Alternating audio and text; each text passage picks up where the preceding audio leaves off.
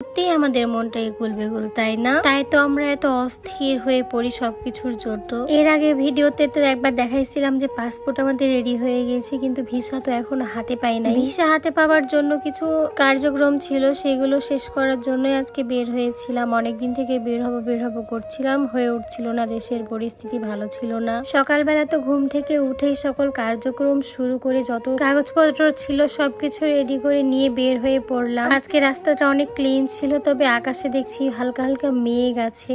আজকে ওয়েদারটা অনেক সুন্দর ছিল, কারণ রোদ ছিল না। রোদ থাকলে তো বাইরে বের হতেই পারতাম না। সকালবেলা ঘুম থেকে উঠেই দেখি গুড়ি গুড়ি বৃষ্টি হচ্ছে। তারপর যখন রেডি হতে যাচ্ছি তখন দেখছি ও মা, অনেক বৃষ্টি হচ্ছে। আবার কিছুক্ষণ পর বৃষ্টি থেমে গেল। তো ভাবলাম বৃষ্টি যেহেতু থেমে গেল সেহেতু যাওয়া যাক। এই জন্য দেখেন সবকিছু গাছের লতা পাতা সবুজ হয়ে আছে, ওয়েদারটাই অন্যরকম। যেহেতু আমরা বর্ণালীর মোড়ে যাব, এই জন্য ভদ্রা দিয়েই যাচ্ছি। যাওয়ার সময় ভদ্রার এই রোডটা অনেক বেশি সুন্দর লাগে। যারা রাজশাহীতে আছেন, ভদ্রা দিয়ে চলাফেরা করেন, তারাই জানেন ভদ্রার এই রাস্তাটা আসলে কতটা সুন্দর। তার থেকে আসলে বেশি সুন্দর কি জানেন, এই পাশে চারিপাশে গাছ থাকায় এই জায়গা দিয়ে যখন যাই তখন অনেকটা ঠান্ডা লাগে, শীতল বাতাস অনুভব করি এই রাস্তা দিয়ে আসলে। রেলওয়ে স্টেশন চলে আসলাম দ্রুতই।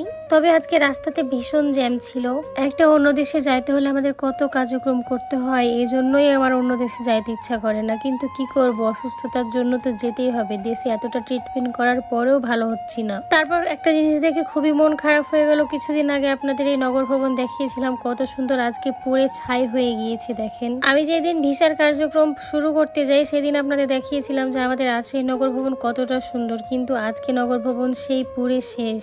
দেশের যত যাই কিছু হয়ে যাক, এই রাষ্ট্রের সম্পদগুলো আমাদের ধ্বংস করা একেবারেই ঠিক নয়। এগুলো মূর্খতার পরিচয়, আর কিছুই না। চলে আসলাম কম্পিউটার দোকানে, একটা ফর্ম পূরণ করার ছিল। তারপর কিছু ফটোকপি কাজ শেষ করে চলে যাব আবার সেই অফিসে। এই বর্ণালী দোলা টাওয়ারে আমার অনেক স্মৃতি পড়ে আছে, যেহেতু আমার বিয়ে হয়েছিল এই বাসাতেই।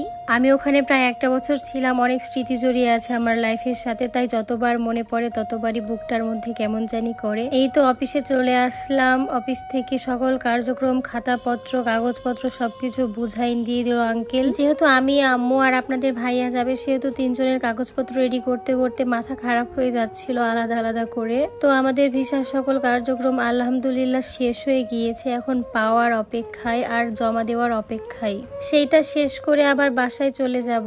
এই যে দেখেন হাতে এতগুলো পেপারস, এগুলো তিনজনের আমাদের এতগুলো পেপারস রেডি হয়েছে। এগুলো জমা দেওয়া লাগবে। সেপ্টেম্বরে ডেট আছে, এখন দেখা যাক কখন আমাদের ডেট দেয়। ডেট দিলে, এগুলো জমা দিলে ফাইনালি ডেট দিবে আমাদের ভিসা নেওয়ার জন্য। তারপর আসলে যেতে পারবো। আল্লাহ, কত প্রসেসিং। আমি তো আগে ভাবতাম সব দেশে ট্যুর দিব আস্তে আস্তে করে, কিন্তু এখন তো দেখতেছি এত প্রসেসিং এর কারণে কোথাও ট্যুর দেওয়া যাবে না। তো আজকের ভিডিও কেমন লাগলো অবশ্যই জানাবেন, আর ভালো লাগলে লাইক, কমেন্ট, শেয়ার করে পাশে থাকবেন।